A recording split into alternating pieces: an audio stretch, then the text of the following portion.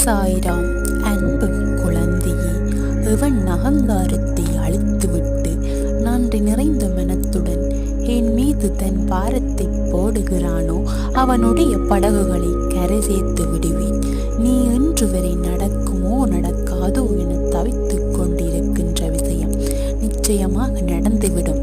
பல நாட்களாக வைக்கப்படும் உன்னுடைய வேண்டுதல்கள் தாமதமாகி இன்றைய தினத்திற்கு வந்துவிட்டது. இவ்விதமாக இழுத்துக் கொண்டே போவது நன்று அன்று என நினைத்து என் பாதத்தில் விழுந்து துன்பத்தை நிவர்த்தி செய்ய வேண்டினாய். அது இதோ நிறைவுக்கு வருகிறது. நான் அடிக்கடி கூறும் 2 பைசாக்களை உன் கையில் பத்திரமாக வைத்துக்கொள். அது உன்னை பாதுகாக்கும்.